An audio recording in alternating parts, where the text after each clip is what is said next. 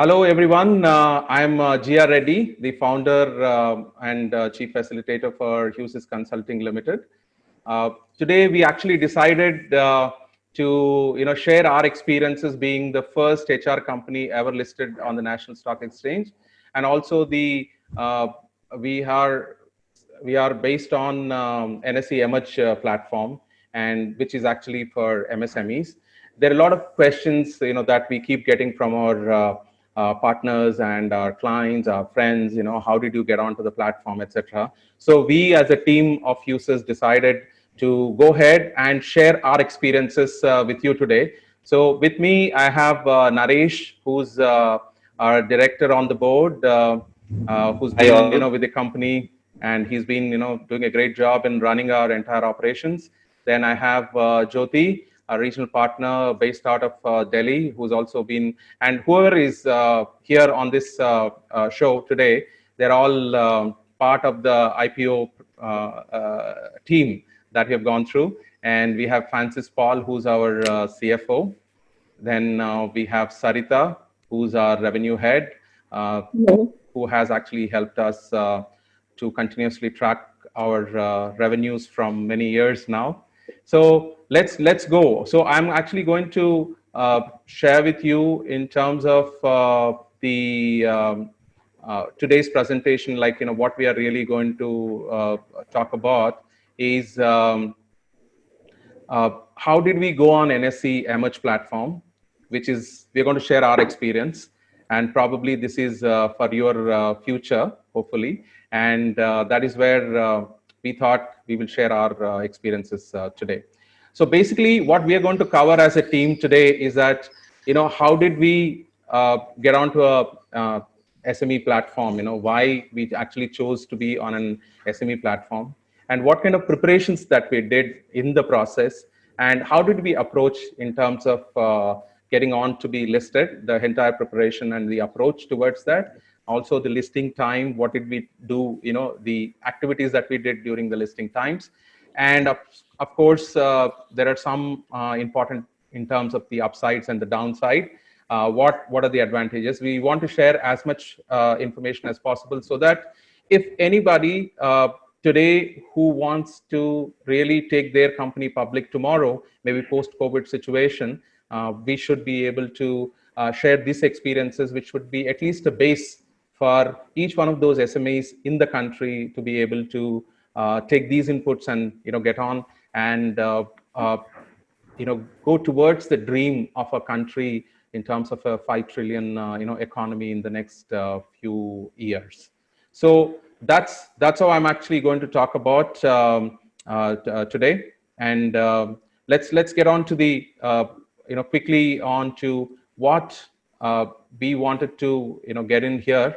So me and Naresh, we were just thinking about, okay, we are serving so many MSME companies, and how do we really position ourselves, and what do we do? So these are some of the issues that we had in mind when we actually thought of these. But why did we choose an Emerge platform? Is definitely the kind of visibility that we are talking about, and also I'm sure it's a kind of a great unique positioning of our company. And me and Naresh have talked about it quite a number of times, whether we should be there or not, because it's a big decision. Naresh, your thoughts on this could be helped. See, one of the important thing which we felt is compliance and governance that we want to show off to our client that we are a listed company. We have been driven by the systems and processes. And second fundamental thing was to make Hughes the debt-free company and make it a real strong story for MSMEs across. Okay, excellent. I think that's the so one of the things that as an entrepreneur, what I do is that I would have taken a lot of risks, in terms of growing this organization to a next level. And in the process, we actually taken a lot of debt for investing into technology and etc. But then, that was not sufficient at a point of time. As an entrepreneur, we actually get stuck with no more, what do you say, the collaterals, right? So where do you go? I think that was one of the key challenge that I had as an entrepreneur, to really look at what are the other alternatives and avenues that we have. So I think that is where we have really focused on our preparation. So there are some things which are very important in terms of preparation, which probably I would just share it with you, and also our team from finance. They should be able to help us with this. Um, One of the very important aspects that I would like to share is that most of the MSME business owners, when they start their companies, they register the company, and then they say, okay, now I've registered a company with Ministry of Corporate Affairs, and I have, let's say, 1 lakh paid up capital and 100 shares, or maybe 1,000 shares of 10 rupees each. Something like that. They just keep it, and it will be forever. Actually, you might have actually done a lot of good work in terms of your company growth, etc.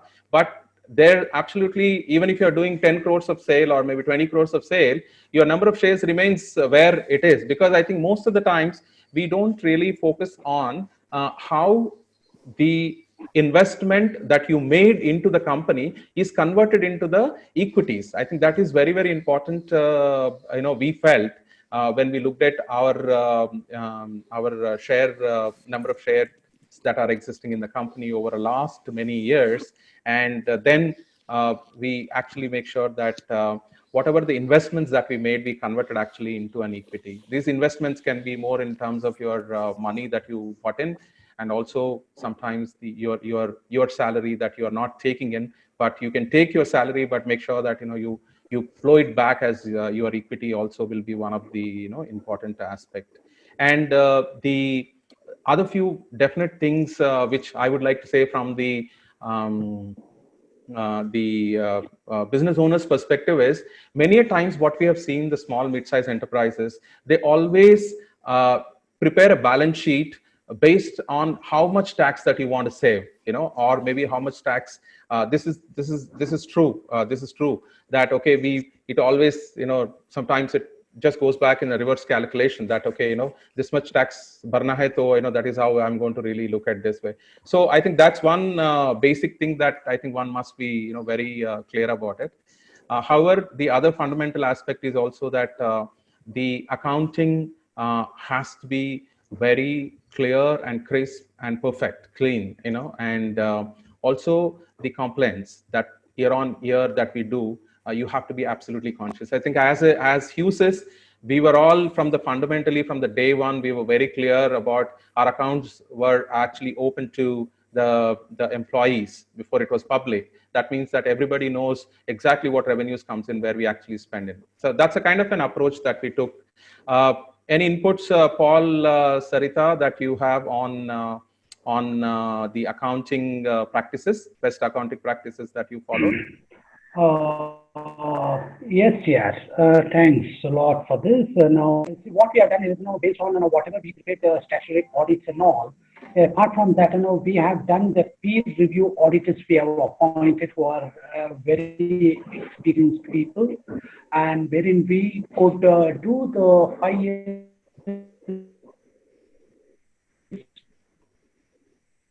financials restatement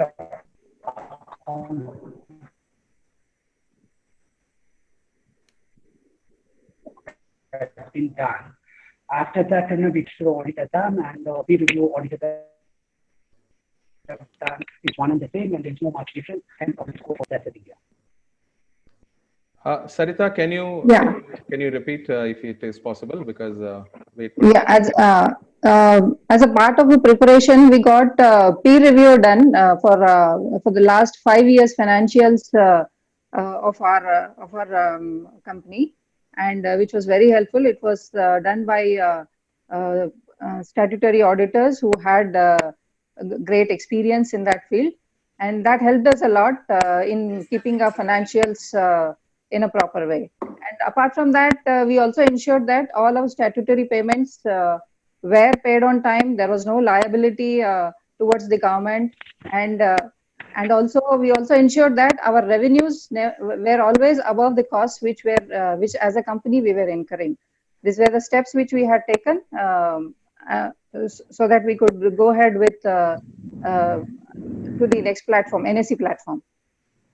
Okay, yeah, thank you. I think it's so you might have seen that it is really while on the other side we also have Naresh and Jyoti and rest of the teams were really working on the focusing on sales and revenues. I think that is very very important. So I would like to just move a bit before we get on to the next aspect is.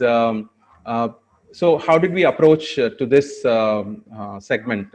So one of the things that we did as Husis also that we kind of helped the SME exchanges initially in terms of doing a lot of road shows because as Husis we have been working since 2002 with all the MSMEs in the country, and that is where our reach across the country in terms of MSMEs was there, and we were really promoting this as an opportunity to generate finances for small mid-sized enterprises, and that's how we really got very close in terms of understanding how the BSE and SME exchange was formed, and we were there from all the time to really monitor what's happening, and then the NSE Emerge platform came in. So all these were we were really helping.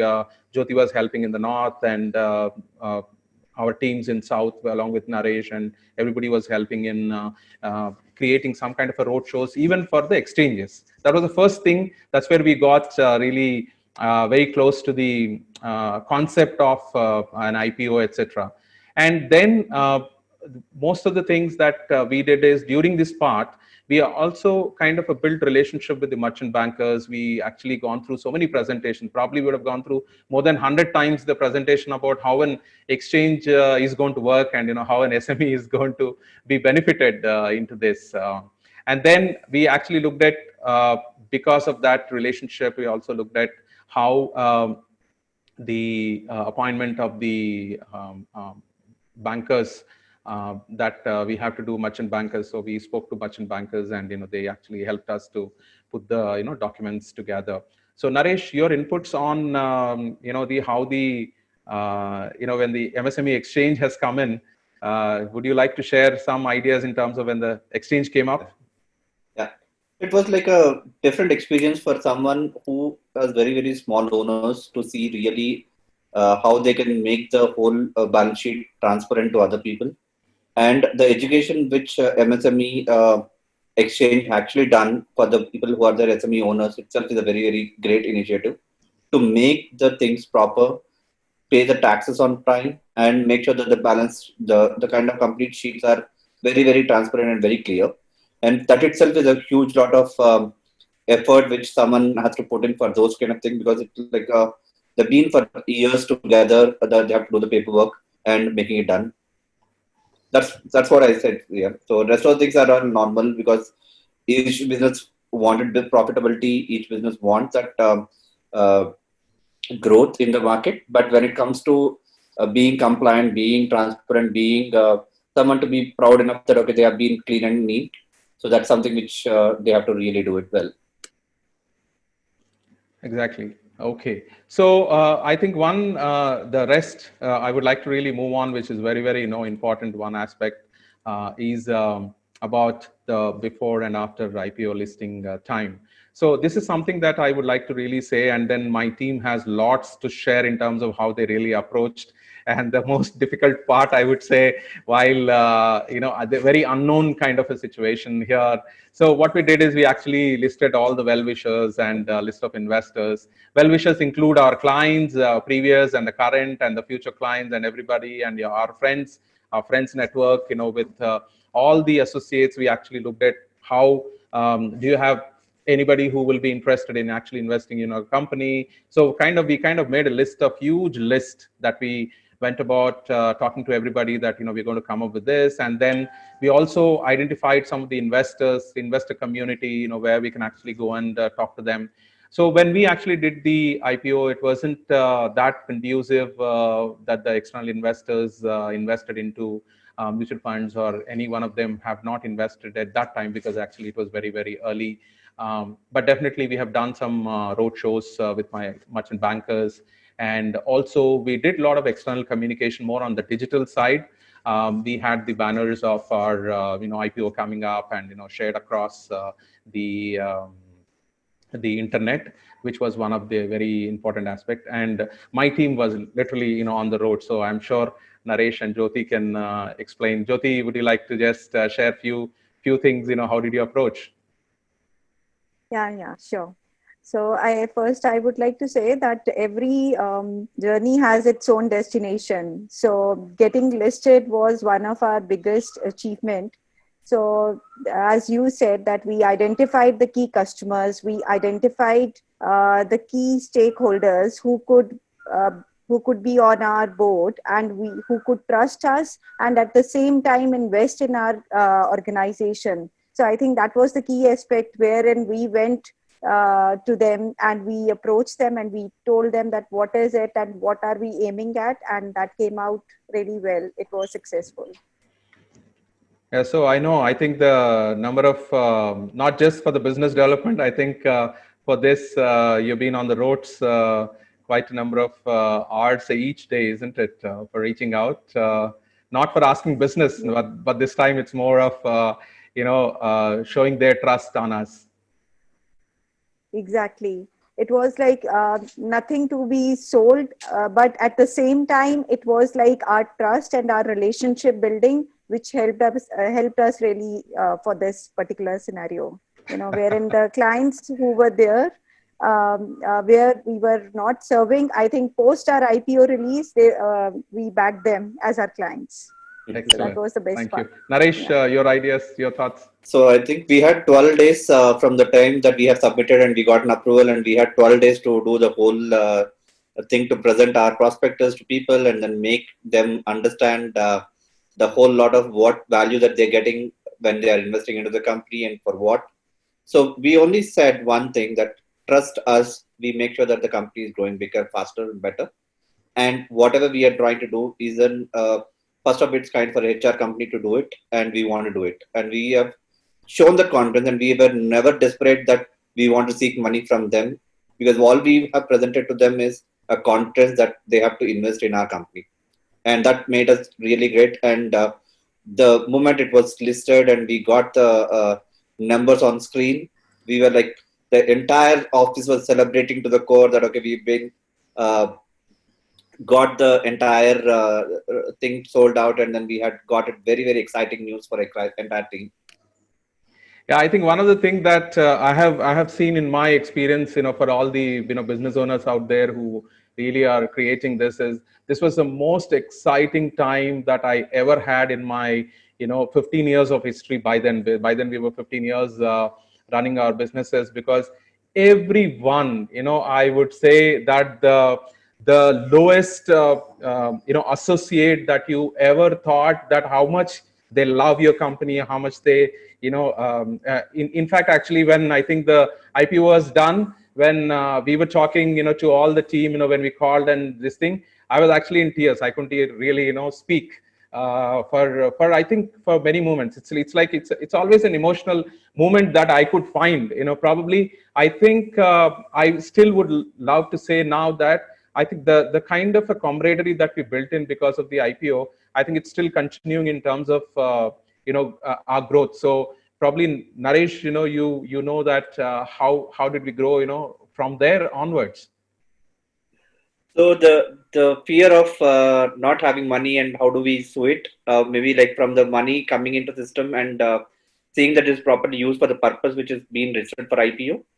We have done every single step to make sure that the investor confidence is not lost on what we are trying to do. Second is major thing is we have done every bit of sales and marketing effort to ensure that company grows much higher than what it used to be in previous. And we had grown actually literally about more than 40% of CAGR every year consistently from last 4 years after the listing. So that itself is a bigger achievement that we see, that the confidence that investor has at the same time, the confidence that our team has on our company has been grown multiple five. And the joy of having a cash in bank and thinking that okay, your future is there and you don't need to really bother about what is going to happen tomorrow when you are actually running the business. So it gives a lot of freedom for the investors, for the people who have been there in system, and then the CEO and the other people who are directors who are there. don't think about that, okay, what is going to be happening tomorrow. So we are there for you, and then that the conference is carried out to the customers, and that makes it really, really happy journey for us. So I think once it's listed, I'm actually, I think, moving towards what Naresh has said in terms of, the advantages that we actually, enjoy being there is, I think there are very, very few companies who are listed in India. So probably very handful of companies comparative to the millions of companies that we have. Today, I think as we are talking, we are 60 million MSMEs in the country, but there are only 600 around are listed as on today. So probably when we were listed, we were the 22nd company on NSE, and probably a handful of 100 companies were listed, at that time. So I think you suddenly been part of a elite group, as you say, and also I think the trust that we have actually really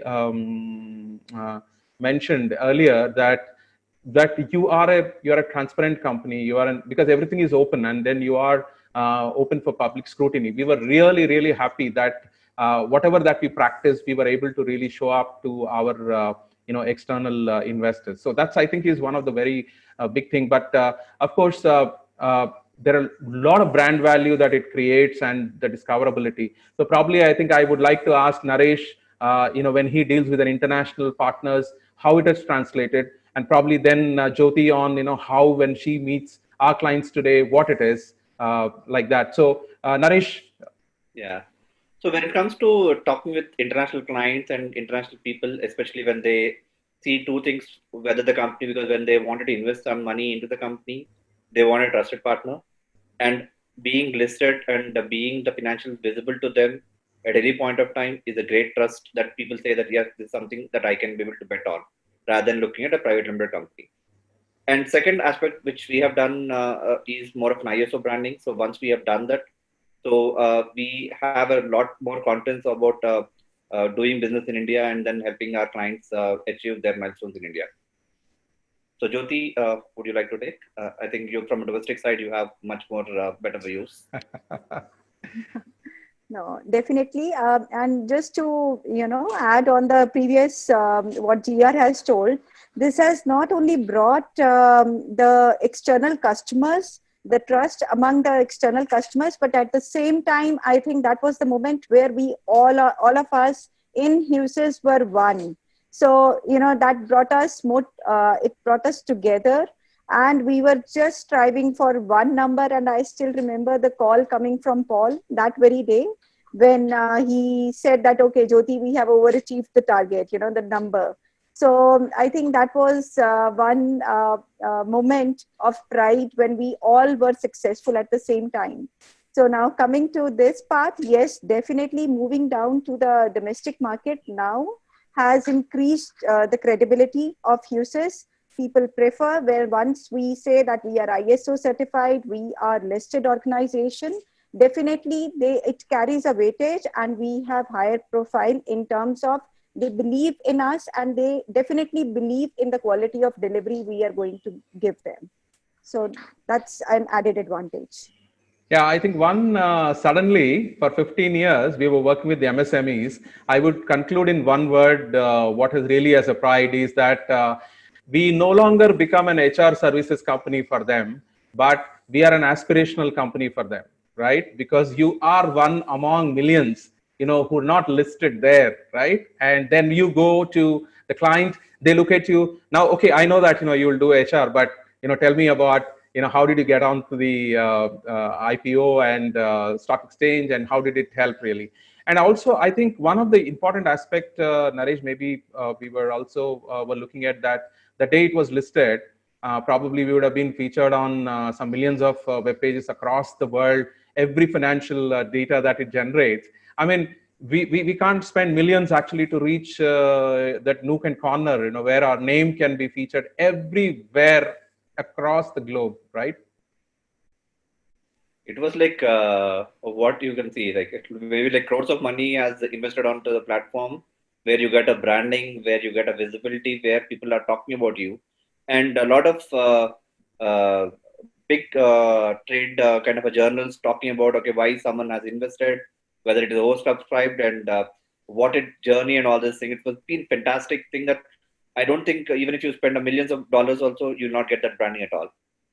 So that's where I think I was actually saying, what is the value that we drawn is not the money that we actually got from the market, because that was sufficient for us to, make us debt free, so that, you're free and you're actually ready to invest into your marketing, and you're not servicing the banks. Because probably I think I was feeling as an entrepreneur that I was actually servicing the bank rather than my own associates. I mean, it always pinches that, okay, I'm not able to reward my employees so much, my associates so much, but like you are ready by the end of the month, whether you pay salary or not, you are supposed to pay your interest, right? Paul, I think we have been definitely under stress on that when you really talk about servicing a debt, right? Paul and Sarita have seen very closely. Yeah, Naresh, it was very, the time, I was literally seeing that, we are paying a huge, financial cost to the bank, and we are feeding the bank, that was the main intention of coming out. Yeah, it's worked out. Absolutely. So I think, as I said, we have saved, big amount we have saved. So we were saving, we become suddenly more profitable from the day that, we got listed, we paid back that amount. And I think that was one other thing. Of course, personally, I think it was the collateral that I actually put in, and then that's how we got the money, into the bank. So maybe that's also got released, and I'm also kind of, I had more freedom to take little more decisions, because see, we reached a point, I think you exhaust all your as an entrepreneur, you don't have, if you're a first time entrepreneur, I think it becomes more difficult. So I've seen that kind of a state of things at that time, right? And okay, in terms of compliance, I think on a constant basis, definitely that we are looking at to make sure that all the 100% compliance that we do, and we do it actually much faster in terms of our accounting, etc. Sarita, I think this year experience, how did we close the accounts? As what date that we closed the accounts? Probably you can share. Yeah, this year, like with the financials, 31st March, we were, and in fact the country was under a lockdown, and the government has also given extended the deadline for payment of certain statutory liabilities by companies. But then as a company, we thought it is better to pay it to the government on time, on the actual due date, which were actually given in the beginning of the 2019-20 financial years.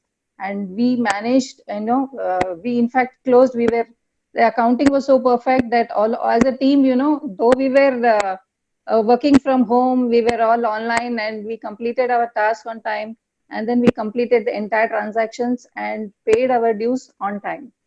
This is what, as a company, it has given that confidence that whatever may be the state of affairs anywhere here in the country, we will be able to deliver as a team, and we grow from stage to stage, to the next level.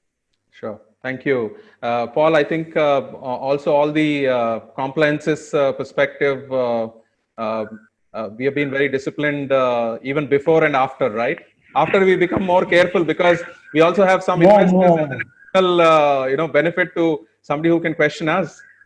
Yes, Chair. It's absolutely true. Right from the beginning, and I was keeping the statutory compliance up to date and intact, and the same thing is continuing as on today. If I see the statutory compliance with the National Stock Exchange, with the shareholders issue till date, it's totally nil, and we are very, very strong in the statutory compliance in this regard here. Excellent. Okay, since I think we are the next one, which I'm sure we have improved our sales from where we were at 3 years, but I think each year, as Naresh said, we have grown by at least 45% of CAGR over the last 3 years, and this year we closed total revenue, which probably I think we are really excited and look forward to see a better year in the future. However, that there are some downfalls which we know that which we felt are very important that hopefully I think the government or anybody is looking into the aspects is also, while we talk about the biggest advantages that we got definitely on the business side, but there are two things that always bother us are in terms of the liquidity and the total market capitalization. So I think we are very sad that even though we were able to get onto the board, but the liquidity, maybe because of the 2000 as a locked shares, as a pack of 2000 shares that you need to buy, and not the small investors don't come in. We know that there is a possibility that as users we could really go on to main board with a very easy advantage, which is actually one of the advantage.